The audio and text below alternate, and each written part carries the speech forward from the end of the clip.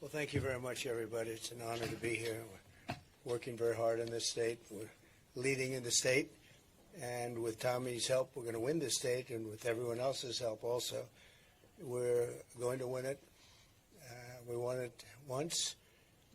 We had great primaries here, and we think we did really fantastically another time. But we think we're going to win it very big. With tremendous enthusiasm. We've never had the enthusiasm that we have right now. So I just want to thank Governor Thompson, and thanks as well to Congressman Brian Stile. Thank you very much, Brian, for the job. Appreciate it. And everyone else for being here today. It's a very impressive looking group of media. This is largely a press conference. This is a big press conference. I was surprised they got that much hand. I don't know, was the press, were they clapping? Because it was very impressive. No, I was impressed, actually. But now, a lot of respect. We have to be together. Before we begin, I want to send our love to the millions of people who are still suffering from the aftermath of Hurricane Helene. Yesterday, I was in Georgia to survey the terrible damage from the storm. It was terrible. And Georgia was hit very, very hard. They're doing a great job. Governor's doing a great job. Everybody, they're all working together. And we helped them out a little bit. In North Carolina, the biggest problem seems to be like zero communication. The poles are all down, the wires are all down. And they asked me whether or not I could help with Starlink. It's another genius concept of Elon Musk. And I called Elon, and they were having a hard time getting it. It's a hot thing. And Elon immediately got involved, and we have the most incredible that they did in one day. They got tremendous communication. They went from literally no communication to tremendous. So I want to thank Elon Musk for what he's done in North Carolina. A little bit help in Georgia too. We had some areas that had a hard time with communication. He hooked it up to the satellites, which he feels very confident in doing. He likes satellites. You know, he likes rocket ships, satellites, and there's nobody better. He's something. He's a piece of work, I'll tell you. But he had it done in about 15 seconds. He said, look, it goes right up to the satellite. It's already back down. And they had so much, they had such great communication so rapidly. It's incredible, actually. And the situation in western North Carolina is very catastrophic, very bad. And they don't even realize the extent of it yet. A lot of people are missing. But we're going to be working with them, with North Carolina. Great people, great state. And we're working very hard with them to make sure that that it works out as well as it can. Amazingly, this is one of the biggest hurricanes anyone's ever seen. You know, it's late in the season, very unusual. I guess the water was 20 feet high, and nobody expects that. People go up to their house and they think they're safe on the second floor, and they weren't safe. This was one of they call it the waterfalls. This was one of the biggest they've ever seen. So. It's too bad. Very late in the season, too. You almost don't even think of it as hurricane season. Our hearts break for every family that has lost a home, and they've lost so much. They've lost everything in many cases. A lot of people don't have insurance, and we have to come together as neighbors and friends and fellow citizens to support those in need, and there's a lot of those in need right now. Unfortunately, I look forward to being back in North Carolina and Georgia very soon, and also Tennessee and Alabama. We had some big damage, but North Carolina was really hit. So we're going to work with them very hard and hopefully help them. We're here today to talk about how we're going to rescue American families from the nightmare of the Harris-Biden administration and launch a new generation of golden age for America. You know what's going on with the schools in our country. Not a good situation. Since Kamala Harris cast the deciding votes on the bills that caused the worst inflation in American history by far, by the way. Higher prices, of course, the typical American family over $29,000. And you're continuing to pay $1,100 every single month, more than you were doing before. Nobody can afford that.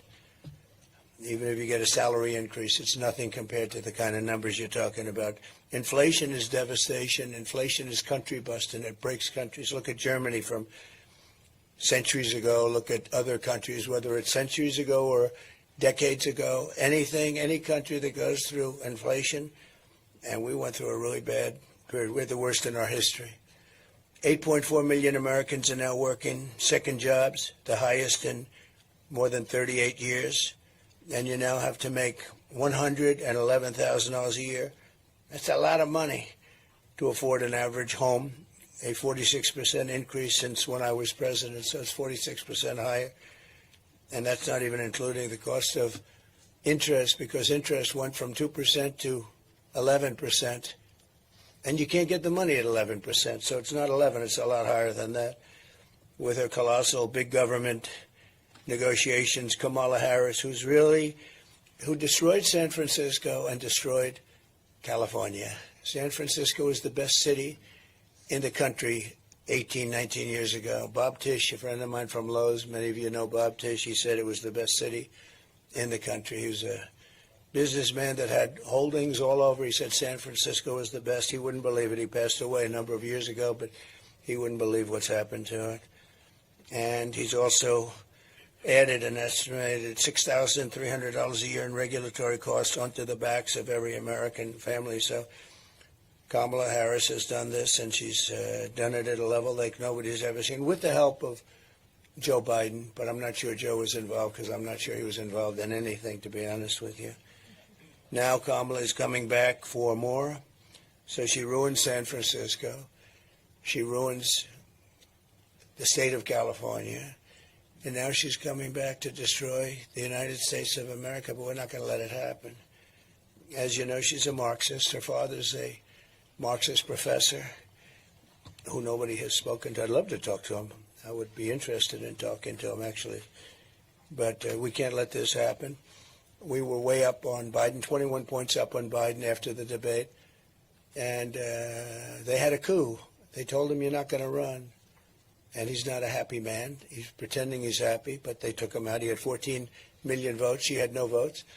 She was the first one that got broken in the primaries. She never made it to Iowa. She was the first one out, and now she's running. The whole thing doesn't make a lot of sense. Yet many people did much better. They had 22 people running, and she was the first one out. She went in, and she went out because people didn't like her. She wasn't good. And now she's the one that's representing the party, and the press gives her a free pass. And that's a little ridiculous, isn't it? Huh? But also never happened where we spent over $100 million on fighting Joe Biden, and then all of a sudden we're fighting somebody else. That's like a fight. The fighter's doing badly, and you say, okay, let's take him out and give somebody else a chance to win in the middle of the fight. So Kamala's plan is projected to raise the typical family's taxes by $2,600. And the tax queen, you know, they called her the tax queen in California because she liked taxes. I've never seen anyone win a race where they raise taxes all the time, but she liked taxes. This is definitely a unique election anyway. The tax queen also wants the largest small business tax hike in history and a 33% tax hike on American small businesses, which will send consumer prices skyrocketing. You think they're bad now. If Kamala gets 4 more years, she will crush family budgets with crippling energy costs thanks to her Green New Scam. The Green New Scam is one of the greatest, most difficult things to be watching. The real number they want is $93 trillion. They want buildings taken down and new buildings built without windows because it's more efficient. Let's do that. Let's just tell people you have a beautiful apartment, but you don't have any windows. It's one of the great scams. But, you know, the amazing thing is that nobody talks about it anymore. They're not talking about the Green New Deal anymore. They're not talking about environmental anymore. They're not talking about the oceans will rise by 1/16 of an inch over the next 400 years. They don't talk about it anymore. Something's happened. I don't know what it is. I think maybe it's not selling too well anymore. They call it now climate change because global warming wasn't working because the planet's actually gotten a little bit cooler recently. But climate change covers everything. It can rain, it can be dry, it can be hot, it can be cold. Climate change, everything is. Look, and I believe I really am an environmentalist. I've gotten environmental awards, but I want clean, beautiful air and clean, beautiful water. That's all, crystal clean water, and we want clean air. And, you know, during the last 2 years of my administration, we had the best on record, and we had a lot of drill, baby drill. We had a lot of drilling, but we had the best on record. My plan will cut energy prices in half. Within 12 months, we're going to have energy prices for businesses, but in my opinion, maybe even more importantly for the average household, I said by 12 months from January 20th, which is the day we go into office, I hope we have a country left, because what's going on now is very dangerous. I've been talking about World War III. What's going on now between Russia, Ukraine, and the Middle East blowing up all over the place. It's a very dangerous time, most dangerous time since the end of World War II, without even question. But my plan will cut energy prices in half. I'm going to knock it out 50%, all. This is for families and businesses and everything. And with the artificial intelligence, as you know, and shocking, but you need more energy to make that competitive with China and some others, but primarily China. They're going wild now. They're building tremendous electric capacity, as you know. But you need more electricity. They have to create tremendous amounts of electricity in order to compete, and more than we have right now for the whole country. So you have to more than double up what we have right now to be competitive.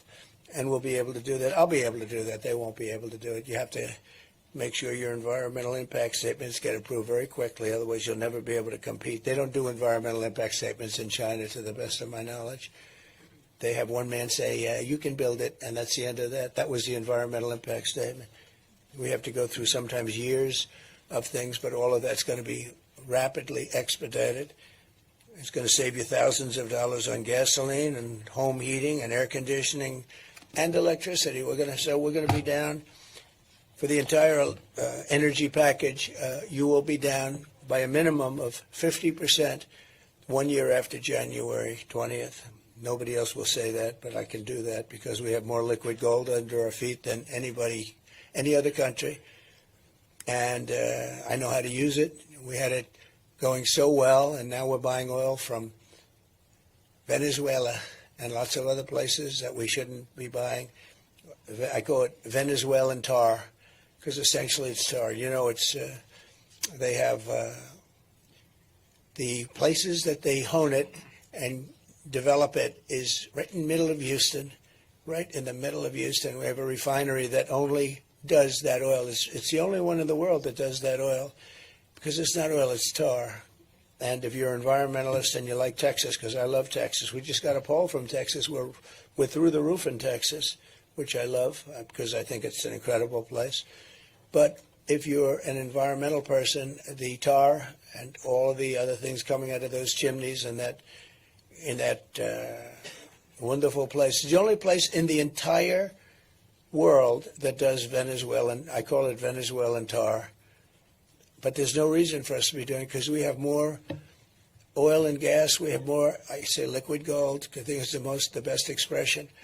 We have more liquid gold than Russia, Saudi Arabia, any other country in the world, and we don't even use it. And ours is pure.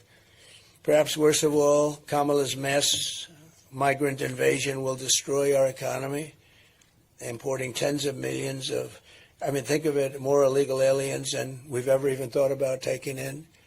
And for me to watch her the other night standing up at a television set saying, with a news conference saying how she's going to all of a sudden get involved at the border. Well, she was the border czar. She did a horrible job. She allowed 21 million plus people to come in, and many of them, and you've heard me say this many times, they came from prisons and jails. They came from mental institutions and insane asylums, and they came from terrorist camps, where they trained them to come into the United States, and they come into the United States, many, many terrorists. We have more terrorists come into the United States in the last 3 years than we have had in the last 30 years. And these are the real terrorists. These are the real ones. We have no idea who they are. They let them come in, just open borders, just the dumbest thing I've ever seen, other than if you're trying to sign them up to vote, which is what they're trying to do. Kamala grants them all amnesty, and she's promised that it will obliterate. I mean, she promised them that they're going into Medicare and Social Security. And if they go into Medicare and Social Security, then she's going to kill Medicare and Social Security. And we're not going to let her do that. And I didn't let anything happen to either of them during my 4 years. We didn't raise the age for Social Security. They're going to end up raising it by 6 or 7 years if they get in. With 4 more years of Kamala, you'll have a 1929 style depression. That's sort of the ultimate depression. 1929 was the worst. You don't get worse than that. And it took 25 years to recover, frankly. You know, people say, oh, we recovered with Roosevelt. No, it took 25 years to recover from it. And it was tremendous pain and suffering. And that's going to happen again. And I've been very good at predicting things. The hat says Trump was right about everything. And it wasn't even my hat. I didn't even do it, but somebody made a lot of money. Trump was right about everything. But when I win, the next Trump economic boom begins the moment the polls close in Wisconsin on November 5th. And again, Brian and Tommy and all of the people that have been so great here, we're seeing numbers that a lot of people have never seen, real numbers that a lot of people haven't seen, especially as Republicans. They haven't seen because they want to have our country back. They don't want to have millions of people pouring in that are criminals, that are murderers. Think of it. We had 13, and these are numbers that were never announced because they never wanted to do that. They never really talked about these numbers. They've never done it in many years, but they did here. And I think somebody at, whether it's Border Patrol or Justice, but somebody said it has to be done. It was announced just before she went to the microphone to say that she was going to do a good job at the border. And a lot of people were saying, well, why hasn't she done it in 4 years? Why are you doing a good job now? She's done a horrible job, even where they tried to give it a little bit of a kick 2 months ago, 3 months ago, so they could look a little bit better for the election. They didn't say that they're flying thousands of people over, and those numbers aren't included, or the app, where they have an app that's being used by the cartel leaders, the people that are making billions of dollars. The cartel leaders, think of this, call the app, and they say where to drop the illegal migrants. This is done under their administration. It's nobody's ever seen anything like it. But they said they closed the border, but they didn't say that airplanes are flying over with hundreds of thousands of migrants, dropping them all over the place. And I'll tell you what, the people in these towns are scared. They're scared. Even if they haven't arrived there yet, they're scared. When you take a look at what's happening in Ohio, Springfield, where you have a town of 50,000 people, that's beautiful. It's safe, a great place, idyllic, actually. And now they've, in a short period of time, dropped 32,000 people there. And some of those people are pretty tough people. And the mayor of the town, I don't know him, but he seems like a nice man, but he doesn't want to talk anything. He doesn't want to say anything bad. He wants to be politically correct. And all he says is we're trying to get interpreters because none of the people, virtually none of them speak English. So he's looking for interpreters when he should be looking for people to take them home because this country cannot sustain what's happening to it. We can't sustain hundreds of thousands of people coming in a month or, more importantly, in a short period of time, 21 million plus. We have no idea what it is. You have gotaways. Nobody has any idea, if you include the gotaways, what the number. We can't even really say, with other countries like China, you say it's 1.4 billion. With India, you say it's 1.5 billion. They're big. With us, you don't really know what the number is. You say, how many do we have? Is it 320? Is it 325? Is it 350? Nobody knows. If you go to government agencies, say how many people are in our country, they have no idea. Well, we're going to have an idea very soon. Under my leadership, real median household income rose by $7,684. And that's before the pandemic. And even after the pandemic, the annual income was up $6,400. We did a great job in the pandemic, never got the credit we deserved. But we did an amazing job. Operation Warp Speed is being studied by many, many schools, both militarily and business-wise. Operation Warp Speed, even my greatest enemies, they say, what a job that was. That was a job like nobody else has ever done. And it's ripped the world apart. Every country got ripped apart, including China. China was delayed, but it was hit harder proportionally probably than almost any country. It was a terrible time. Probably $60 trillion in damage, and caused by the Wuhan lab. I said that from the beginning. It came out of Wuhan. And the Wuhan lab, it wasn't from bats in a cave that was 2,000 miles away. It wasn't from Italy. It wasn't from France. They blamed everybody. It's really the China virus. But we did a great job with the ventilators, with the masks and the gowns and everything.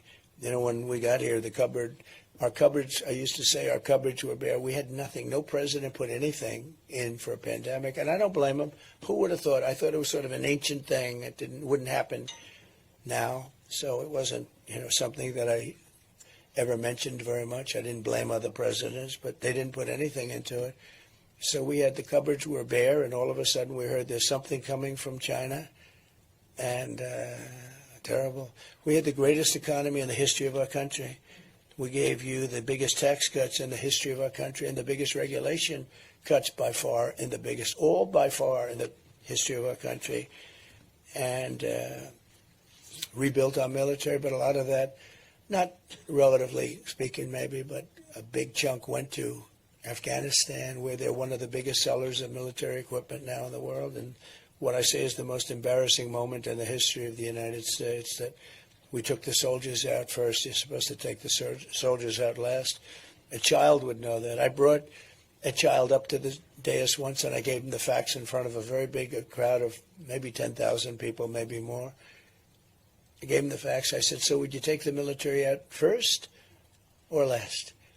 He said, I take the military out last, sir. He was 5 years old. I said, how old are you? He said, 5. A lot of you saw that.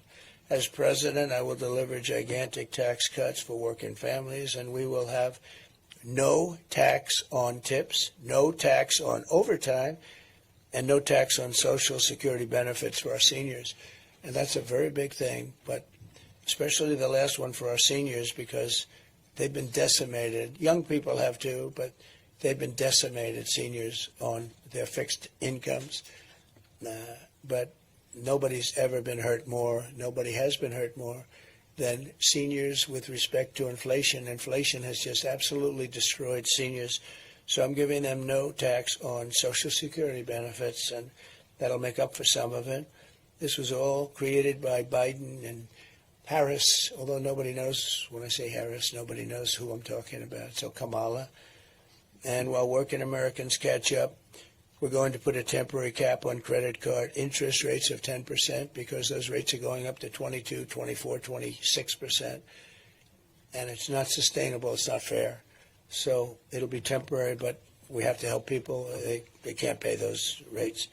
We're going to unleash American energy, drive the prices way down. We're going to stop the people from pouring into our border. We're going to have a mass deportation of criminals. We have to get the criminals out of our country. They're not going to help us. Again, you had 13,000, more than 13,000, to be exact, 13,099. These are murderers. These are murderers that have murdered, in many cases, about 30% of the cases, more than one person. And in some cases, more than 5 people. These are real murderers. These make our bad people look like innocent people.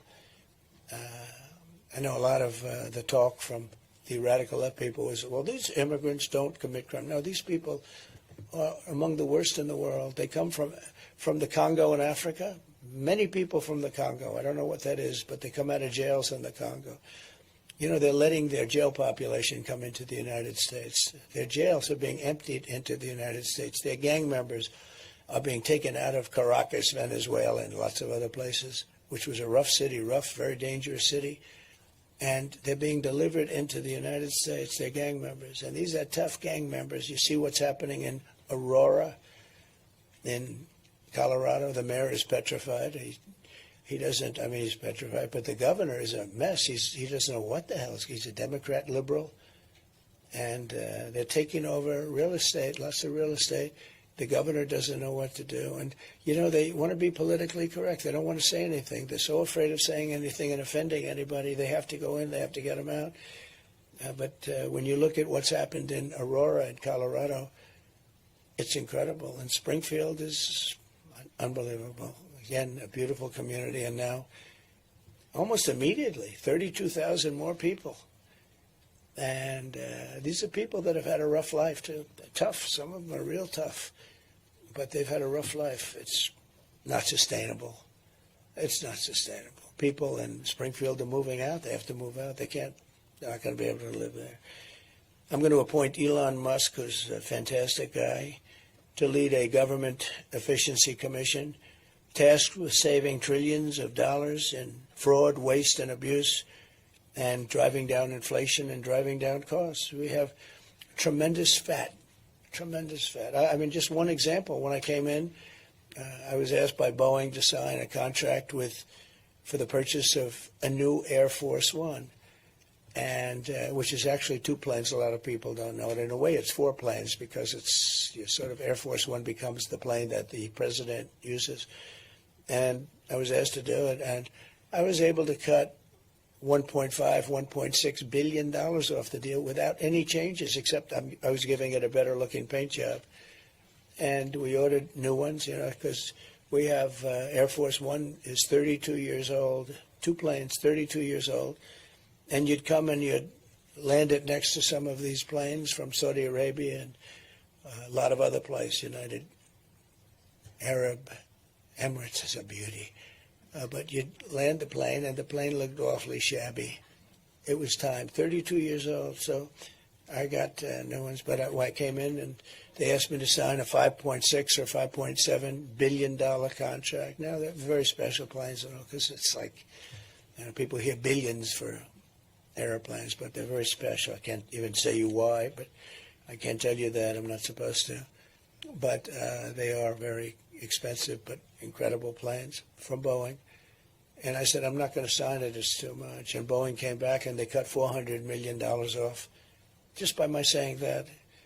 And I said, nope, it's too high. It has to have a 3 in the front of it. It has to have a 3. Because this was a 5, right? 5.6, 5.7 billion. I said, nope, it's too high. And they called back a week later, and they took another $250 million off. So I got $650 million with about 2 minutes of conversation. I said, no, I'm not doing it. It has to have a 3. And this went on for about a month, and I sort of forgot about it. I said, look, forget it. Well, let's not do it. And lo and behold, about 4 months later, I get a call from Dennis. This was prior to the horrible accidents, the 2 accidents that really hurt Boeing. I mean, it was the greatest company in the world. I think it was thought of as the greatest company in the world, and now it's not considered that.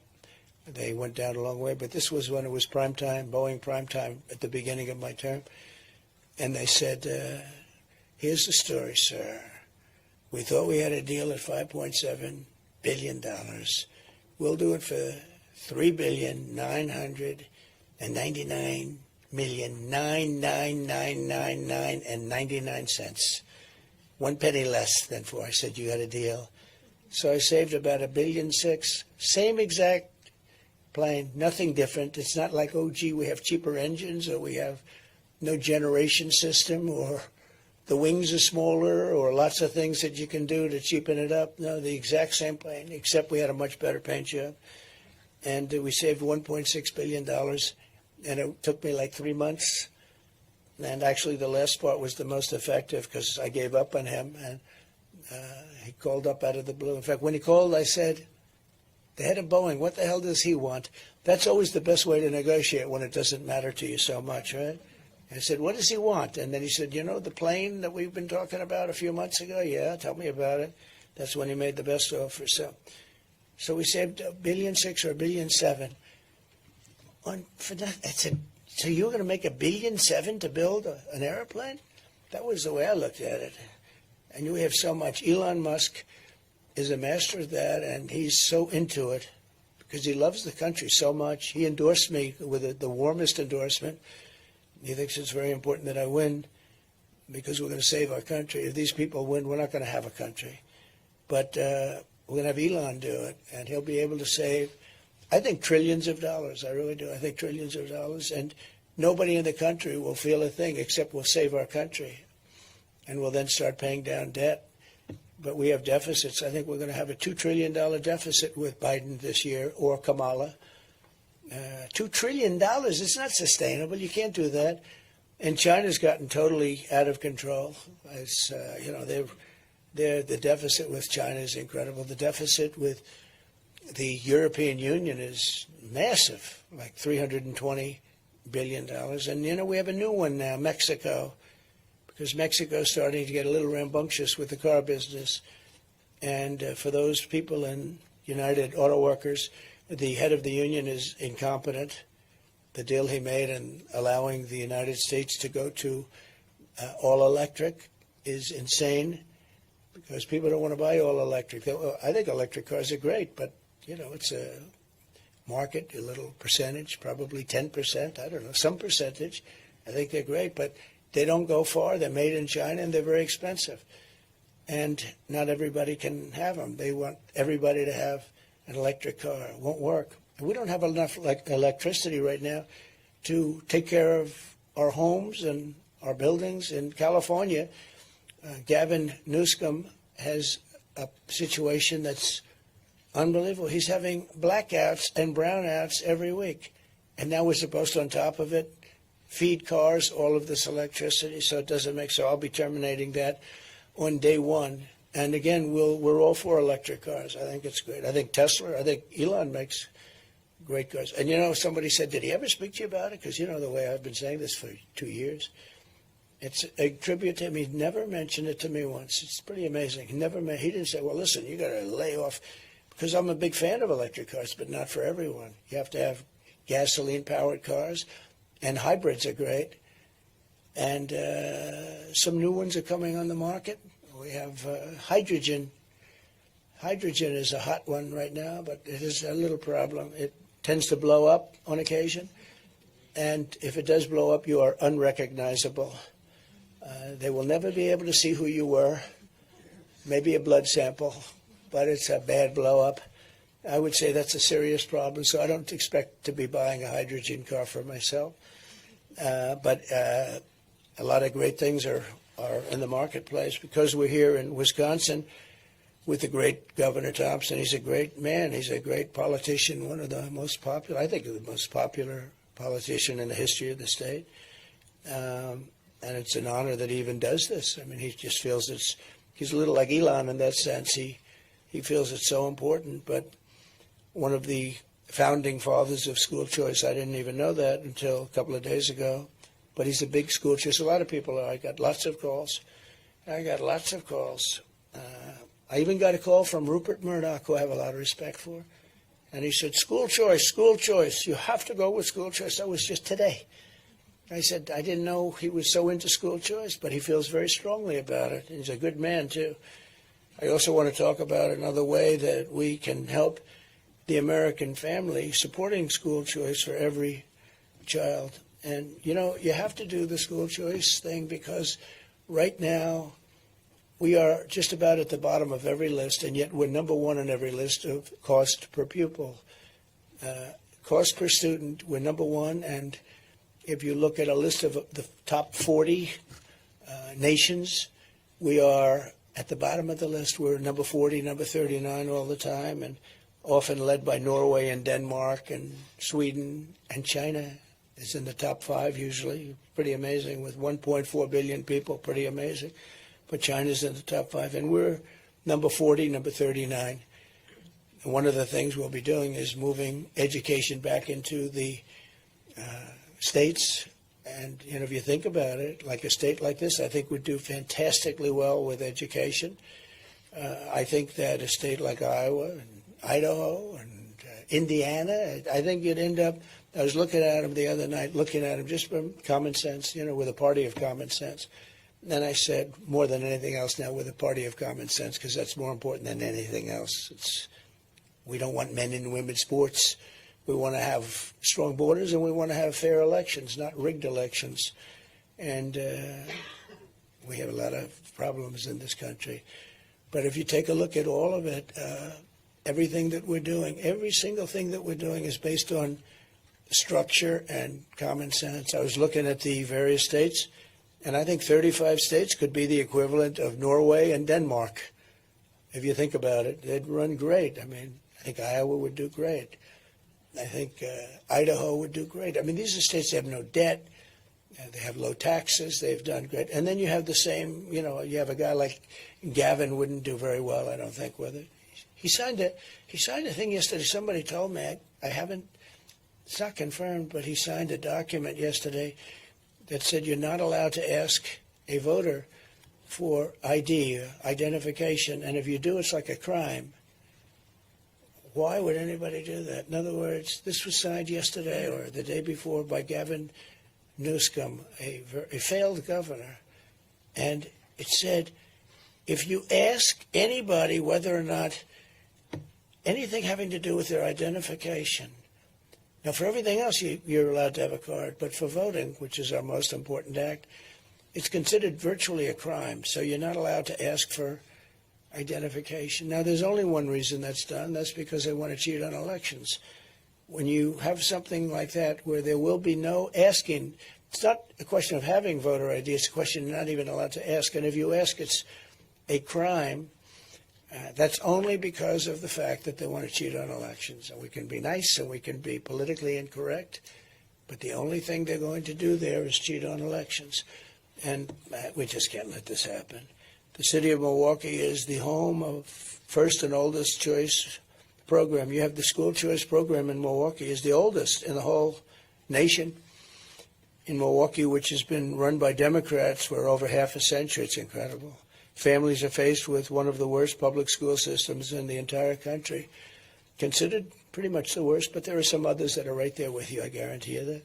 Only 16% of Milwaukee public school students are reading at grade level, and only 10% can do math at grade level. So you're talking about 16% and 10% can basically read or do math.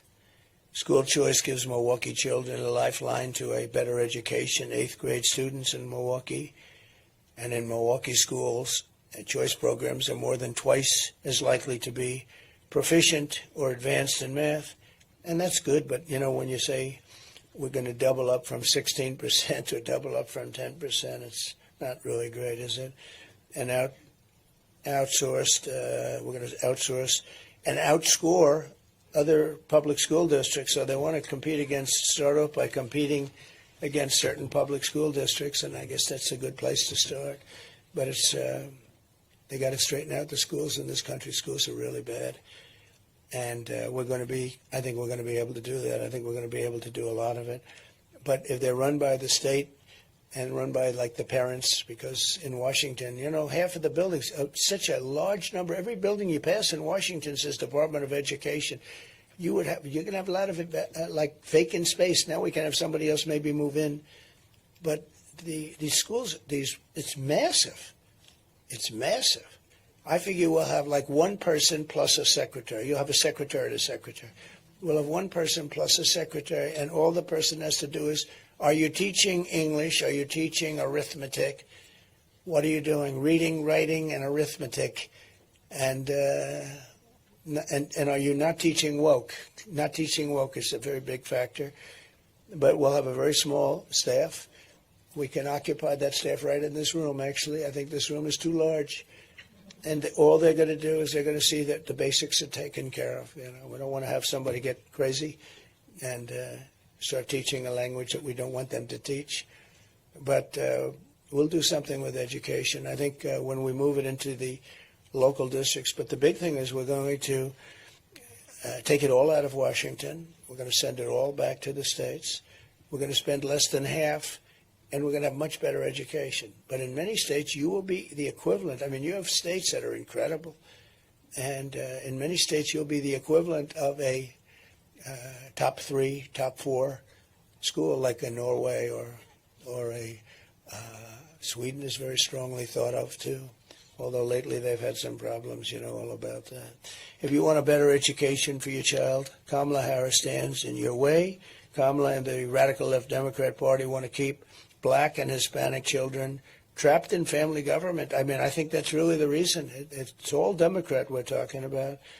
You know, of the top 25 dangerous cities, virtually every single one of them is a Democrat-run city. So I think there'll be a lot of changes made. I really do. I just can't believe people can continue to go for this. But by contrast, I believe that school choice is the civil rights issue of our time. A child's fate should be determined by their, it has to be determined by their love of education, by their parents, by so many factors, but it can't be determined by a zip code, and no parent should be forced to send their child to a failing government-run school. I mean, in all fairness, they get into these schools, they're so bad. You don't give them a chance. We spend more money on education than any other country in the world. And I said before, much more money per pupil. We're number one on every list. And yet our public schools get worse, and the results get worse, and it goes just so horrible to see it. I mean, think of it. They graduate from public school, and they can't read. They can't write. This is people that actually literally graduate, can barely read or write. Wisconsin private schools receive nearly $3,000 less per student per year through the school choice programs than public schools, yet they achieve far better outcomes. A great job they've done, actually. Even as they fail to educate our youth, our opponents are using government schools to indoctrinate children, pushing radical transgender ideology on children, and changing the child's gender without even parental consent. Can you imagine that? Your child leaves for school and comes home and their gender has been changed. I don't want to get into the details, but it's not even believable. Without parental consent. All of that's changing. It's changing immediately. One of the things I wanted to mention with all of the people coming in, they're taking black and Hispanic jobs. The black population, their unemployment is way up over the last few months, and the fake news isn't reporting it. And the reason they're way up is the illegal migrants are taking the black population's jobs and the Hispanic population's jobs. And that's not fair. That's not a good thing. But that's what's happening. They come in, and many of these people, again, and many of them aren't. Many of them are criminals. Many of them are people that have murdered people we just don't know about. We know nothing about these people because they came in, they didn't have to report, they didn't have to give a piece of paper. I had Remain in Mexico, very strong. The president of Mexico approved it. I said, look, you're going to have to approve it. He said, I won't approve that. Why would I approve that? Why, am I stupid? I said, no, you're not stupid. You're very smart. That's our problem. You're too smart. He said, but you're going to approve it. And he said, why would I do that? I said, because if you don't, I'm going to put 100% tariffs on your cars coming in, and we're going to make a fortune. He said, like you said, I will approve it. Took me about 2 minutes. But that is one more reason why I'll fight for the right of every parent to send their child to a public, private, charter, or religious school of their choice. We have to be able to have school choice. School choice is very important. And the Democrats are very much opposed to it, as you know. And I have great faith in teachers. You know, I don't care if they're union or non-union. I have great respect for teachers. I've had some teachers that were so good, had a lot to do with my life. Now, some people would say they did a really bad job with him, and that's possible. That's possible. But no, they had a lot to do with me. I will tell you, I have great respect for teachers at a level that few people would understand. We want federal education dollars to follow the student rather than propping up a bloated and radical bureaucracy in Washington, D.C., which is what we're doing now ultimately. We want to close the Federal Department of Education, and we're going to do that, and we're going to move it all back into our states. And as I said, some states are going to be unbelievable, and some states are not going to do a good job. The ones that aren't going to do a good job are the ones that aren't doing a good job now and everything else. We're joined today by two beneficiaries of school choice here in Wisconsin, sisters, Michaela and Leah Lawrence. Where may you, look at you. Look. Both attended St. Marcus Lutheran School, a high-performing K through 8 private school. And it's a choice school in the inner city, Milwaukee. And I love Milwaukee. We had such a great convention here. They treated us so well. I also like the result. If I didn't get the right result, I probably wouldn't like Milwaukee. I got a great result. But it was beautiful. The building was beautiful. We're going to come here. I believe my people are working. We're going to come here in the same arena. The arena was great. And we're also going to go to Green Bay. We're going to be announcing it pretty soon. Green Bay for a big one. We're going to have 2 big ones, very big ones, maybe a third of a little bit more of this nature. But we're going to do your basketball arena. We're all sort of set. And we're going to do Green Bay. We'll do it the day before the game as opposed to the day of the game.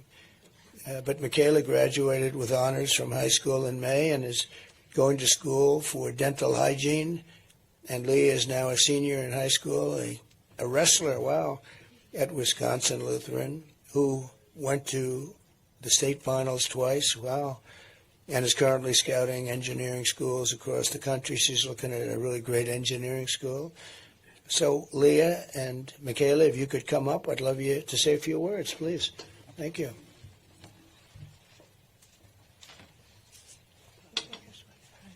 Who's the wrestler here? I'm not going to mess with her. That's good, please. All right. Well, my name is Michaela Lawrence, as you already know. Just first want to come up here and thank everyone for the opportunity for me speaking. On behalf of my family, I thank my dad specifically for putting me and my sister in choice schools and having the opportunity to learn. Personally, going to the high school I went to, Luther Preparatory, really learned about Christ-like behavior and how to show that in the outside world. And a person like me going to college now, you get to the outside world and it's like, wow, a lot of these people really need Jesus. But I'm thankful for that opportunity. I'm thankful for President Donald Trump, too, someone who supports that opportunity that I got from grade school to high school, learning about Christ and having the choice to really have an opportunity to get a good education and have a close relationship with all my friends and teachers. So thank you. That's so beautiful. Thank you very much. Oh, thank you. And my name is Leah. I'm the wrestler, by the way. And I'm so grateful again for getting the opportunity to come out here and speak on behalf of School Choice. This is an amazing program. I'm so thankful that Mr. President Trump, he is helping out with this program. He's doing so much for education, and education in Milwaukee especially is in dire need, especially right now. So I do want to personally thank Mr. Trump for helping us with this. Thank you. What's your record in wrestling? That's pretty good. She's got a good record. You said, what's your record in wrestling? Thank you both. Beautiful job. Thank you, Don. How nice is that, huh? Very proud of you both. It's amazing. So thank you. And also with us is Tukara Bell, a mom of 3 whose family has been uplifted by School Choice. And so, Tukara, could you come up and say a few words, please? Come on up. It's very exciting.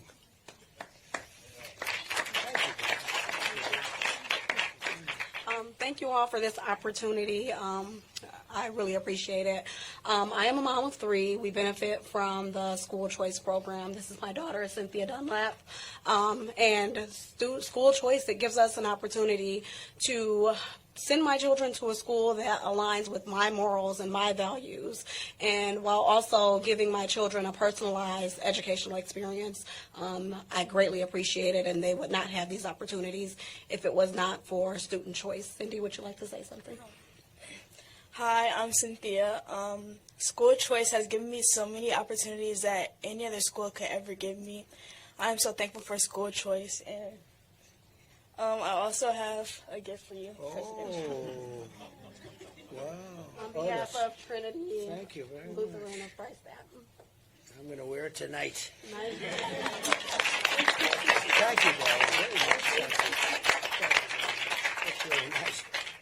Come on, you hold that. Don't take it from me. I want to keep.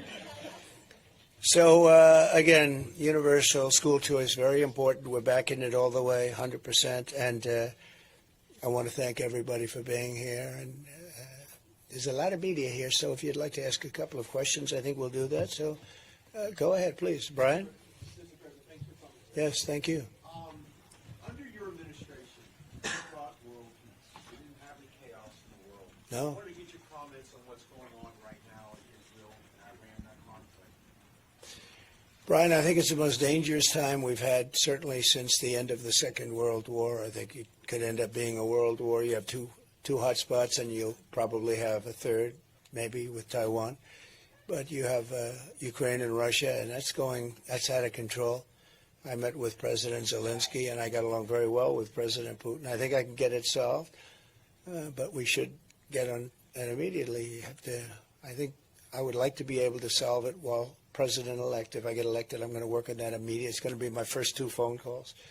And my second is going to be we're going to close the border immediately and have people come into our country, but legally. And my third will be drill, baby, drill. You know, it's like not too complicated.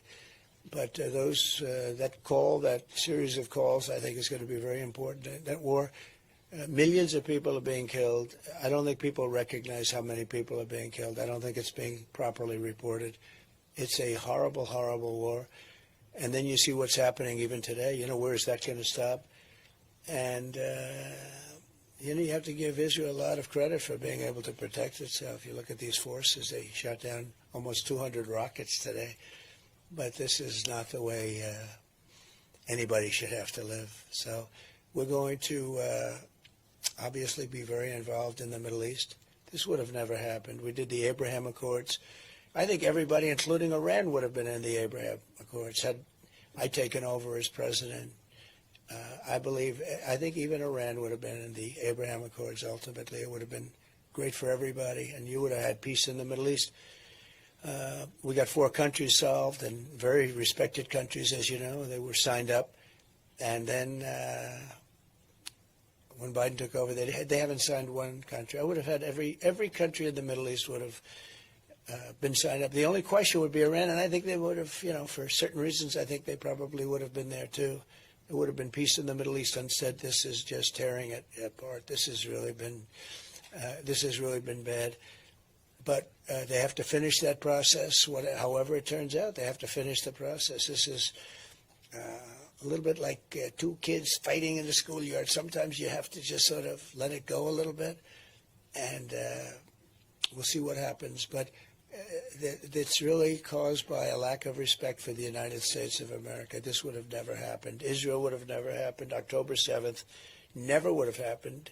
Russia never would have invaded Ukraine. And for 4 years they didn't. They would have never invaded. We wouldn't have had inflation. We wouldn't have had, not the withdrawal, because we were withdrawing. We're the ones that got it ready to withdraw. But we wouldn't have had that horrible, most embarrassing day in the history of our country. And a lot of other good things would have happened. And right now we have a world in chaos.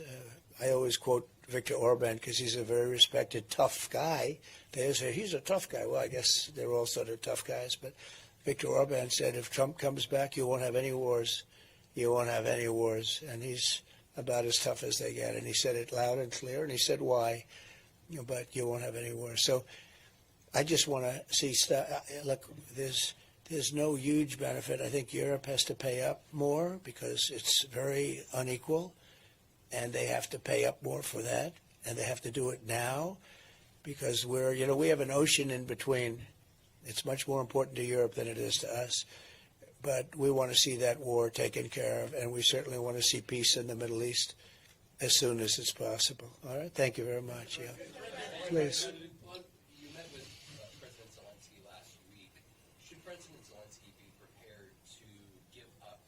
Ukraine territory in order to end the war. And the second part here is, if you were president right now, after Iran launched its more than 200 missiles towards Israel, last week you had suggested that if Iran tried to attack you, that you would blow the country to smithereens. How would you handle Iran right now? Well, would you use U.S. U.S. force? That, would you use U.S. force? Yeah. No, I wouldn't be around if they did that, but let's assume I'm not around. The President of the United States should blow that country to smithereens, because you can't do that. And the president should make a statement to that effect. But as you know, I mean, you're in danger right now. You are in danger now because of them and their challenge to me. And the reason they did that is because I had them in a position where they would have made a deal. They had no money. There was no terrorism. There was no money for Hamas. There was no money for Hezbollah. You know that. I mean, it was reported when I was leaving. They said there was absolutely no terrorism. In 4 years, we had no terrorism. And a large part of that was Iran had no money. And I wasn't looking to hurt them. I was looking to, I want them to be wonderful and great and happy. But we didn't want them to have a nuclear weapon. They can't have a nuclear weapon. You use U.S. force today? Well, I don't want to say what it used because I don't want to give up negotiating abilities, so I don't want to say exactly, but they understand where I stand. And we have to get back to being at least a partially civilized world. What's going on today? They sent 200 missiles over to Israel. And now people would say, well, now it's Israel's turn, right? That's what happens. It goes back and forth. It could happen for a long time. Should have never happened. It would never have happened. And again, Iran was not in a position to sponsor terror because they didn't have any money. I mean, now they have $300 billion. Biden took off all the sanctions. I had sanctions. I told China, if you buy oil from Iran, that was their biggest customer, you're not going to do any business in the United States, and we're going to put tariffs all over your products. And they said, well, we're going to pass. And they didn't buy. And I said the same thing to other countries, and they didn't buy. And time went by, and all of a sudden they had no money. And they would have made a deal, and I would have made a good deal for them. I'm not looking to hurt them. I want them to be great. Let them be happy and good. But they can't have a nuclear weapon. And now they're very close to having one. And it's very dangerous to the world, very dangerous to the world. I mean, the biggest problem today, in my opinion, the biggest risk is the nuclear weapons, the weaponry. It's so powerful today. And I know because I rebuilt the United States military. During my term, I rebuilt it. We had fighter jets that were 50 years old. And we have all F-35s, and we have great planes now. We have largely new. We gave a lot of it to Afghanistan, stupidly. New goggles. They had the newest goggles. They had the best goggles. They never fought at night because they couldn't see, but now they can fight at night. They have the goggles. They have the trucks that are armor plated. Think of the 70,000 trucks. 70,000. Go to the biggest used car lot in America, and they probably don't have more than 400 or 500 cars available at any one time. We have 70,000 trucks, many of them millions of dollars each, armor plated with the finest 4, 5, 6-inch armor on these trucks. And we gave it to them. And they sell the equipment. And they're one of the largest sellers of military equipment. They're selling the equipment that we gave them. Who would do that? Who would be so stupid to do that? Who would move the military out first? Because, they have American hostages. Most importantly, we lost 13 great soldiers. And of tremendous importance, we have many soldiers that lost their arms and their legs and were just obliterated because of stupid people. We should have left from Bagram, not that base. We had it all mapped out. And we had options. We had a lot of things they had to do, everything they had to do. And they weren't doing it. And we said, good, the deal's dead. And then they did it. We would have had that. It was perfect. It was a beautiful thing. It was going to go well. And they respected me. They respected me. Remember, we didn't have one soldier killed in 18 months in Afghanistan. The Taliban, that's their fighter. And I spoke to Abdul, the head of the Taliban, a couple of times. But I explained to him, you can't do that. You can't do that, Abdul. And from the time I spoke to him, we didn't have not one fighter killed, not one American soldier killed or even shot at for 18 months. And then I left, and we had these clowns take over, and it all blew up. It was not going to blow up. It was going to be good. One of the worst things they did is give up one of the largest air bases in the world, the largest runways, most powerful runways, very deep with concrete. You could land anything on them, meaning the weight. You could land any plane on them. Very, very long, I think like 18,000 feet. And to give that up, and the importance of it wasn't Afghanistan. The importance of Bagram, and very important, was it was 1 hour away from China where they make their nuclear weapons, right in that area. But 1 hour away from China. Forget about Afghanistan. We should have never been there. But we were 1 hour away from where China makes their nuclear weapons. And now you know who occupies it? China. How about that? They left. So I was never going to, I was moving out. We were all set to move. I'm the one that got the soldiers down to that level. We had no problem. And we were going to move out. Soldiers would have moved out less. We would have taken the equipment. We would have done everything. I had no confidence in the Army, meaning in their Army, the people that they were giving us, because they were loyal to the other side. I always knew that. That's why you had so many blue on brown and brown on blue. You had so many attacks where we trained them, and then we hand them a gun, and they turn the gun around. They shoot the sergeants and everybody else there, the Americans. I said, well, there's something. We never had so many attacks like that. We trained them, and as soon as they get a gun that's loaded, they turn it and they shoot everybody. And I said, what the hell's going on over here? And they're tough fighters too, but they weren't. The reason they were even in there is because they were the highest paid soldiers in the world. When Mattis would say, sir, they're fighting for their country, well, they weren't really fighting for their country, because otherwise you wouldn't have had so many, I call them turnarounds, where they turn around and shoot you. They weren't fighting. They was fighting because they were getting so much money as a soldier. It's a job where they were making a lot of money, but their loyalty wasn't to that group. And the head guy was a total thief. I knew that. I didn't get along with him at all. He left with bags of money in a helicopter, and there were bags of money at the end of the runway. How stupid can Americans be? The world doesn't respect us because we've made so many stupid moves. I mean, this guy left with bags of money. And I said he was no good for years. I said he was no good. I met with him a couple of times, fine. But that whole thing was collapsing. But they weren't loyal to us. They were loyal to themselves. Good fighters, great fighters, I will tell you. Among the best. They were actually they could take a knife. They were like Rambos. It's like putting 1,000,000 Rambos. Good old Sylvester Stallone is my friend. But it's like putting 1,000,000 Rambos. Somebody explained that to me. They're great fighters. It's like putting a Rambo. Give him a knife.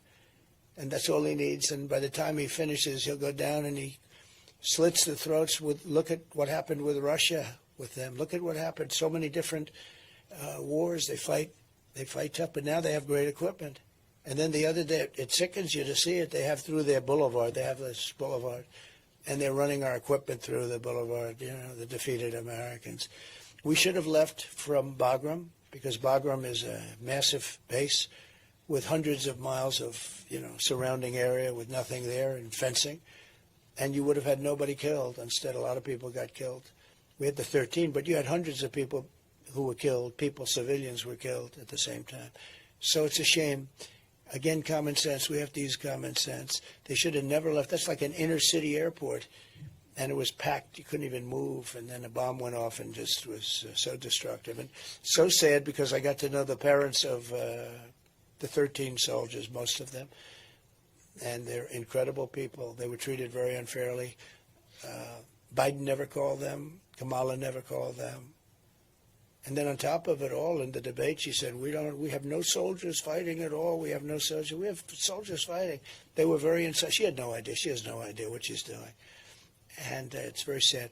Okay. Ukraine, did you urge Zelensky to be prepared to cede some of Ukraine territory? I didn't say anything because I think it's too soon. I listened. But I think a deal is there to be had. Absolutely. That's what I do. What I do is I make deals. Do you think that that's what a deal will have I think to that include? he will make a deal. And I think, look, it would have been a lot better before, because the cities now are all blown up. I mean, they're all blown up except for Kiev. You have the cities are those beautiful golden towers. They're ancient gold. They're all laying on their sides, smashed to smithereens, right?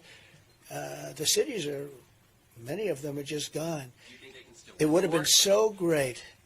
Would have been so great. Number one, it wouldn't have happened. I wouldn't have had to make a deal. Putin never would have gone. I talked to him. It was the apple of his eye.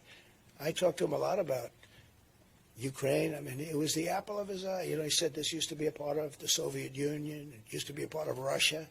But he had a whole history going. It was something he would have never done it. He would have never done it with me there. I mean, I can't speak for the future. Probably would have done it. Eventually, he would have done it because he wanted it. But this was something that was very important to him, but he would have never done it. And, honestly, he never did do it. And there was never even a threat of him doing it. But I'll get something done. I know both of them. I know both of them very well. Mr. President, you talked about early voting in Dane County today. I talked about what? Early voting in Dane Yeah. County today. Nearly 500,000 Wisconsin voters have received their ballots already. Now they're returning them in the mail, ballot drop boxes. For you to win, I'm curious what you tell voters who are skeptical of that process after they've heard you talk about things like fraud or one-day voting. Well, I think people are going to watch the process a lot closer. Last time we had COVID, people couldn't even get out. You had no security in rooms. People were afraid to go. Even security people, you couldn't get security. It was a terrible thing that happened last time. If that didn't happen, we'd have a much different country today. You'd have a much different world today. But last time we had COVID, and to be honest, I mean, you take a look at the security. The security was non-existent. No security guard wanted to go out because they didn't want to catch COVID. Big, strong guy, and we say, oh, you'll be great. And then he says, I'm not going out. I don't want to die. And it was a very sad thing. They did a lot of bad things, including not getting legislative approval for some of the things they did. But I think that people are watching this time. We have lots of lawyers watching, and we're doing it early rather than late. We're not going to do it after we're doing early. That's why you see the lawsuits filed. And we're going to try and say too big to rig. You know, we use the expression. As you get a lot, like Tommy Thompson was telling me, he's never seen such enthusiasm in this state, in Wisconsin. A lot of people have told me that, but they've told me that in other states too. And typically I poll, you know, we're leading. You saw the polls came out today. We're leading. But typically I poll very low. And then, in other words, people, it's a little, you know, I'm not sure it's the nicest. They say, look, we don't want to tell you, and then they vote for Trump, right? That's why the exit polls were so wrong on number one. They didn't want to say who they're voting for, and then the exit polls reflected that. And then at the end of the evening, I won. But all I want is a fair election, that's all. Just a fair, honest election. I hope we're going to get that. Do you trust the process this time around? Did I what? Do you trust the process this time around? I'll let you know in about 33 days. No, look, I'm in 33 days. Yeah, go ahead, please. Blue. Thank you. Thank you. First of all, do you think Israel should retaliate to these missile attacks from Iran? But also, do you believe that you should have been tougher on Iran after they had launched ballistic missiles in 2020 on U.S. forces in Iraq, leaving more than 100 U.S. soldiers injured? So, first of all, injured. What does injured mean? Injured means you mean because they had a headache, because the bombs never hit the fort. So just so you understand, there was nobody ever tougher in Iraq. They had no money with me. They would have made any deal with me. I would have had a deal made within, literally, I would have had a deal made within 1 week after the election. They were dying to make a deal. And when you say not tough, they had no money. They had no money for Hamas. They had no money for Hezbollah. And when we hit them, they hit us. And they called us. And they said, we're going to shoot at your fort, but we're not going to hit it. And if you were a truthful reporter, which you're not, you would tell the following: none of those very accurate missiles hit our fort. They all hit outside. And there was nobody hurt other than the sound. It was loud. And some people said that hurt, and I accept that. But they told us that they were going to do this and that they weren't going to hurt. And they wanted us to know that because they didn't want us to retaliate. But I essentially bankrupted Iran. They had no money for, and it was a big story. There was no money for Hezbollah. There was no money for Hamas. There was no terrorists. We had no terror attacks. And I think I would have ultimately gotten along with, but there was nobody ever that was tougher on Iran than I was. I took their money away, and they behaved. And I will say, and I said it many times, what Biden should have done, he should have made a deal with them in that first week because they were dying. They had nothing. They were dying to do it. But they did just the opposite. They took all the sanctions off. I had the sanctions that were the toughest. It's like a lot of people say with Russia, well, I was the one that ended the Nord Stream 2 pipeline. You know that. I think you admit that. I ended it, and then when Biden came in, he approved it. That was the biggest thing ever that Russia's ever done, was the biggest pipeline just about in the world, going to Germany and various places in Europe. And I ended it. And there was nobody tougher on Russia than I was. But with Iran, it's a very sad situation. But we could have made a deal with Iran, and all of this would have never happened. And the reason was I was the toughest by far. Nobody was ever tougher on Iran. But they did. They called us and they told us, we have to retaliate only in the sense that, and they, I think people know this, we have to retaliate, but we're not going to hit anybody. Just keep your people inside the military base. And that's what happened. The rockets hit in all areas. And of the 18 rockets that were launched, 6 of them self-destructed, 12 of them approximately, 12 of them arrived. And when they arrived, very accurate rockets, missiles. And when they arrived, they missed the fort. But they had to do that, and I thought it was a very nice thing because they didn't want us to retaliate again. But I was the one that started that. Okay. Real quickly, on the economy, we've got this port strike That's a big deal. It's a big deal. Look, Americans are already struggling with inflation under Kamala Harris. How does this supply chain issue going to build up and once again be another disastrous economic episode under Kamala Harris? It's massive. It's massive. Those workers are very important to the lifeblood of our country, and it's a massive thing. But don't forget, they've been hurt very badly with inflation. Those workers, some people would be upset with them and some people not, but those workers were very badly hit with inflation. And, they're not happy, and they do a good job. And they also don't want to see certain new technologies, which in many cases don't work very well. I mean, when they modernize ports, a lot of times it doesn't work. There's nobody to talk to. It's very inaccurate. I've heard a lot of complaints about these modernized stations, a lot of very big complaints. But those are really hard workers. I know some of them. And that's going to be a tremendous hit. There's another one. Biden shouldn't have let that happen. Not that he should have ended it. He should have worked out a deal between them and the others. He could have worked out a deal. That's an easy deal to work out in a sense because you have a certain power of being the United States. A lot of these are foreign ship owners. And you have a lot of power being the U.S. And that should have been worked out. It's a devastating event for the economy. It's also devastating for inflation because everything's going to cost a lot more because of it. I don't know how long it's going to go on, but I understand the workers' side. I mean, I see both sides.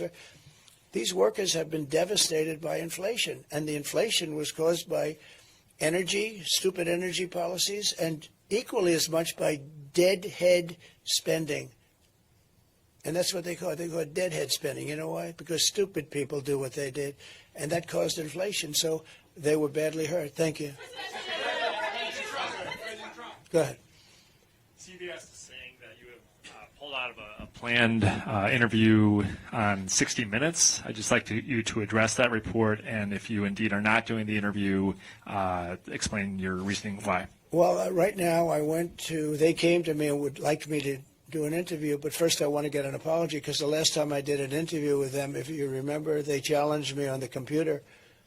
They said the laptop from hell was from Russia, and I said it wasn't from Russia, it was from Hunter, and I never got an apology, so I'm sort of waiting. I'd love to do 60 Minutes. I do everything. I mean, I do you right now, right? And you're tougher than 60 Minutes, frankly. The laptop from hell was from Hunter. It wasn't from, so I haven't gotten.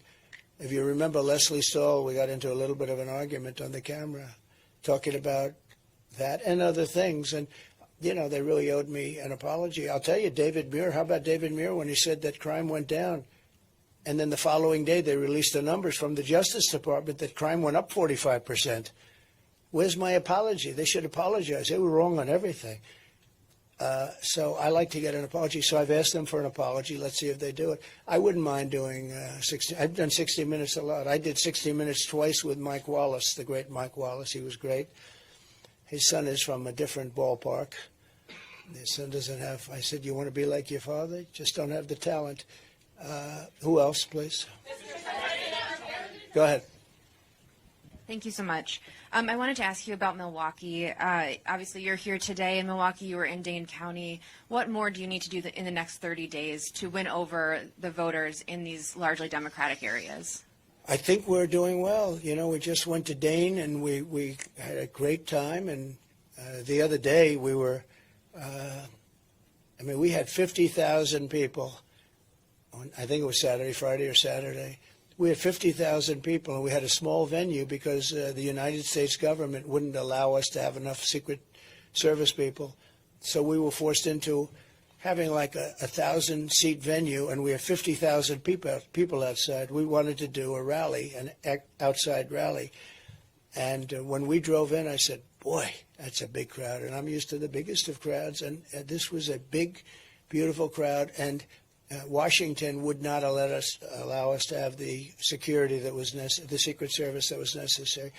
And that happened a little bit with respect to today also. You saw all the people. I don't know if anybody was up there, but you saw the people. That crowd was massive.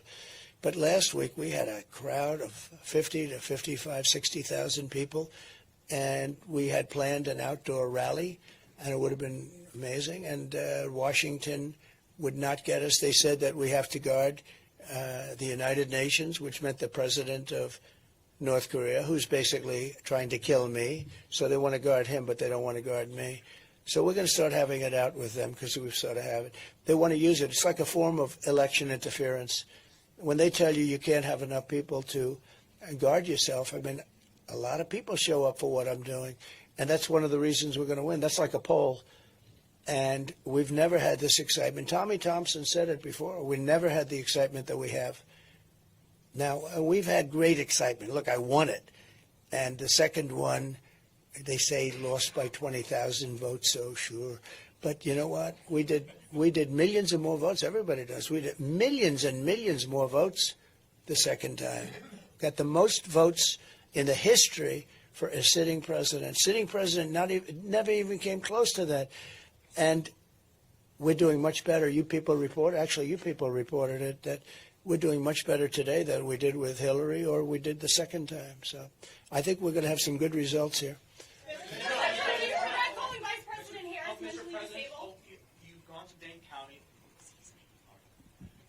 You've spent time in Dane and Milwaukee counties today. In 2020, your campaign sued to throw out the absentee ballots cast by voters in those two counties. What is your message to someone watching in Dane and Milwaukee County who feels they did nothing wrong in 2020?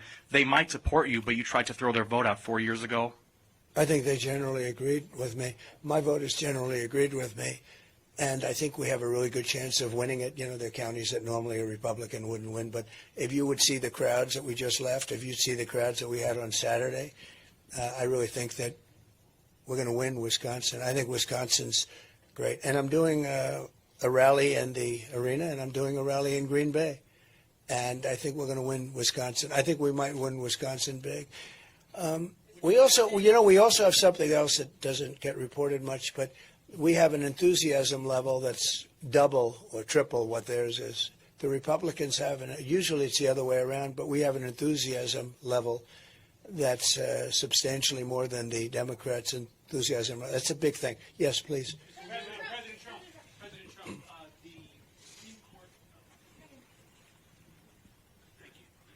The Supreme Court term begins next week. Yeah. If you were to get another Supreme Court pick, what positions must a judge hold for you to consider them? Honesty, integrity. We want people that are honest. We want great integrity, and we want genius. You know, Supreme Court, you have to be very smart. And we don't want to have people that are not brilliant people. And I know many of the justices, and for the most part, I think they're very brilliant people. You want brilliant people, but you want great integrity, honesty, and, you know, that's, I don't think it should necessarily be along party lines. It usually tends to be that way, but I don't think it's necessary. I think the main thing is they have to be really respected people. They have to be respected. You have to respect our Supreme Court. I think they get treated very unfairly. You know, you have people that go around trying to play the ref with them, and I know these people, and they're really they're scum. They're bad people, and they'll go after not only Supreme Court justices but regular judges, and they'll hit them about, oh, they're not good, they're not smart, they're not. And actually, they're very smart. They're a lot smarter than the people doing the calling out. But they're trying to be Bobby Knight, you know, the great basketball coach who was constantly playing the ref, screaming. And he said, maybe I won't win this call, but I'll win the next one. And he was often right. He was a big supporter of mine from Indiana. He was a big supporter of mine, and he was a great coach, but he played the ref. They play the ref by insulting. I don't even know, is it legal to do what they do? I mean, they're so outrageous. But a lot of the judges don't stand for it, and the ones that really are respected don't stand for it. They do what's right. Are there certain issues that you would like to see the court take up? No, they have to take up whatever they want to take up. I have no preference. There's certain issues I'd love to see taken up, but they have to do what they have to do. They have that, I'm sure, very well under control. I think the Supreme Court has really made some very brave decisions over the last year, and I think I'm looking at their approval numbers, and they have approval numbers for everything, but I'm looking at their approval numbers go up and up and up. Yeah, please go ahead, right there. I'm curious, what advice would you give J.D. Vance ahead of his debate tonight? Have fun. I said, J.D., have fun. That's true. J.D., that's right. We have a big deal going on, and I said, J.D., have a lot of fun. He's a smart guy. He's been amazing. He's been a real warrior. Top student at Yale. He was a very brilliant guy in so many different ways. And, he's a very hard worker. He goes around and he's not afraid of the media. He'd stand here and he'd answer all of your questions. I have a lot of people that wouldn't do that. They don't like doing that. They get shouted at, and they don't like being shouted at. But J.D. is very much a warrior. Very much a warrior. Thank you very much. On oil prices, Mr. President, on oil prices, thank you. Iris Tao with NTD here. The crude oil prices rose by over 2% today after the latest Iranian attacks on Israel. Are you concerned about major oil supply disruptions affecting the U.S., and do you think Americans are prepared for that? And also, secondly, on China, you mentioned China. Do you think China might be trying to seize this moment, to take advantage of this moment, try to plan an attack on Taiwan in Indo-Pacific theater? Thank you so much. Well, you never know with President Xi. I had a great relationship, as you know, with President Xi. He's a very smart guy. So I don't want to read his mind, but he's very smart, and he has a way of doing things that's very good for China. And he's at the top of his game. Our people are not at the top of their game, so you never really know. I think that China is going to be a very interesting subject over the next couple of years. China's having a lot of problems right now. The economy is having some big problems. They just issued very big stimulus, but it's someplace, and he's a very, people get upset when I say it, but he's a very fierce person. He really is. He's a fierce warrior. He's a fierce challenger. But I had a very good relationship with him. Okay, a couple of more. Go ahead, please. Go ahead, behind you. Thank you. You've said two can play at that game when talking about the Department of Justice. How would you use the DOJ if you're reelected? Well, I think it's terrible what they've done. They've weaponized government to an extent that's nobody's ever seen before. It's done in third world countries, banana republics. But, like as an example, they said, the documents case. Well, he was guilty. They basically said he's guilty, but he's incompetent. He's allowed to be president, but he's not allowed to go to court. It was a strange ruling. But I was exonerated from my case. That was a big case, as you know. Down in Florida, we had I don't know the judge, but a brilliant judge, totally brilliant judge. And I was exonerated and fully exonerated. And I can only say this, that, when I stand here and I watch the questions being asked by people that are somewhat hostile, many people that are fair. You have a lot of different talents in this room. I was just thinking to myself, I really, all I want to see is fairness. Our country needs you so badly. The media, you're like the policemen and women of the world. You're so important. You keep politicians honest. You keep politicians from doing really bad things. You're so important. And it's so important that the media be fair and really improve, because I watch how unfair it is and how one-sided it is. And you need the media to really buck up in this country, because nobody's ever seen anything like it. And I can tell you, I don't want any favors. I just want fairness. I want like a level playing field. And if we can get the media back to a level playing field, that's going to do a lot for the good of our country, because we have to make a comeback. Our country is a failing nation. This is a failing nation. We're failing at the borders. We're failing at everything we're doing. You look at the numbers. We lost $2 trillion this year. $2 trillion. You know, people don't report that. Our country, we have a deficit of $2 trillion. It was never a deficit in the history of the world like that. And one of the reasons I'm going to bring Elon Musk in to negotiate a lot of that. He's very good at it, and he's a great guy, and he loves the country. He really loves the country. It's not easy for him to do an endorsement. You know, he endorsed me. But, Brian, I would say it's not easy for him to do an endorsement, right? He's got a lot of different factions, a lot of different sides. But he wants to save the country. And, you know, I tell you the airplane story. I could tell you 20 other stories just like it. We have to be a lot different. We have to run a lot different. We are a failing nation, but we're not going to be a failing nation for long, I predict. I hope we're going to have a great victory, a big victory, and then we're going to straighten out our country. We're going to seal up our borders, and we're going to let a lot of people into our country, but they're going to come in legally. We had Remain in Mexico, and for some reason he voided that immediately, and she did. I guess she did because she was in charge of the border. And I hate to see that when somebody was so bad at the border and then tries to pretend like she wasn't even involved. This was the worst border in the history of the world, not here, the history of the world. There's never been a border like that. I always say third world countries would have used sticks and stones to keep people out if that happened to them. There's never been anything like it. And the press doesn't want to report about it, and they've got to report about it. It's a big story. To me, it's the biggest story. When you allow 13,000 murders into our country, and they're free to kill, they're free to kill. These are people that are rough, tough, horrible people. It's not going to be a positive thing. When you allow thousands of terrorists from very tough countries into our country, they're here. We don't even know who they are. We know they're terrorists, and we know something about some of them, but generally we don't. But we know there are thousands of terrorists let into our country. Drug dealers are in our country at levels we've never seen before. We're really, we're a very sick country, but we're going to figure it out and we're going to get it fixed. Yeah, go ahead. You've got one of the biggest. I predict you have one of the biggest rallies coming up on Saturday in Butler, attendance-wise. Can you give me a preview of that and what's going through your mind going back to Butler? Butler, that's right, it's going to be on Saturday. And it's going to be an amazing rally. You know, Butler has become quite a famous place.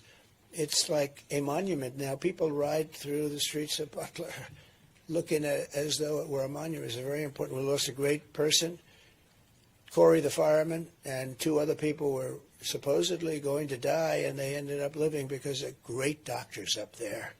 These doctors, two separate doctors, one was just hit badly, and the other was hit really badly. They were both. First thing I said is, how many people are dead? Because, we had a massive crowd as far as the eye could see, and there was no empty areas. So when bullets are fired, they're going to hit people. And these are AR-15 bullets. They were going over my head. I heard them. I didn't know you could hear bullets, but they are 4,000 miles an hour or something. And they're going over my head. And I was amazed that they just said three. They said, probably 3 dead. That was my only, and then 2 of the 3. And I'm very happy to report a friend of mine, some people have heard this, but he said, I'd like to make a contribution. These people live good. There's no crime there. It's beautiful in many ways, but not a lot of money. And they had a great relationship. Corey and his wife was really nice, and 2 daughters. He was killed jumping on top of the daughters. He didn't want the daughters to be hit. And when he jumped on top, he got hit. He got hit really badly. There was a National Guardsman that was seated 9 seats away, and we're going to give him something for what he did. Corey was hit in the head, bleeding profusely, and this National Guardsman went over to Corey, saw that he was still living, and gave him mouth-to-mouth resuscitation. And nobody's ever seen anything like it. And it was tough. And then Corey died. But for that man to do that was amazing, actually. So, I'm very pleased to report. So a friend of mine, rich guy, member of Mar-a-Lago, said, I'd like to make a contribution to the family of Corey, the firefighter. And I said, well, that would be nice. And I said, where is it? He gives me a check, and it was for $1 million. I gave it to Corey's wife, $1 million. But bigger than that, we did a GoFundMe, and I think we picked up about $6 million, and we're giving her, I guess, about 4. She'll end up with about $5 million. And she said to me, I'd rather have my husband. I understood that. It was such a beautiful thing to say. But she said, I'd rather have my husband. Now, they never saw $1 million or $5 million. This is a tremendous amount of money for them. And the other gentlemen are getting more than $1 million apiece. And we went out, and that was the public. I mean, it's amazing. So we're going to be there on Saturday. It's going to be a really big event, and it's going to be something, we'll celebrate the life of Corey, I think. And I want to celebrate the 2 gentlemen that got hit really bad. I mean, and we should celebrate their doctors. Who would think you go up into sort of the country, right? The country, and you have 2 doctors that took 2 men that were so badly wounded, and they saved their lives, right? Just very talented people. There are a lot of talented people in our country. So that'll be exciting. And the question is, how am I going to start the speech? And I think I was going to say, as I was saying, because that's about where I was. I was very early, and if I didn't have that chart, which I always bring up, I rarely bring it up, but when I do, it's always at the end of the speech, and it's on my left, and here it was the first moment of the speech, and it was on my right. Had I not made that turn, I would not be speaking to you people today, and some of you would be extremely happy about that, I suspect. But I want to thank you all, and I'm now going to Texas, going to Houston, and we have some big things there, and we're traveling. I think I'm booked every single day for 33 days, and as you probably have heard, I've worked for 17 or 18 days, wouldn't you say, in a row, and I'm working even when I'm not working, but we're doing a lot of things. We made a lot of different speeches. We're starting up the rallies again, very big, and we have more enthusiasm than we've ever had, and all we want to do is very simple. We want to make America great again. Thank you all very much. Thank you. Thank you.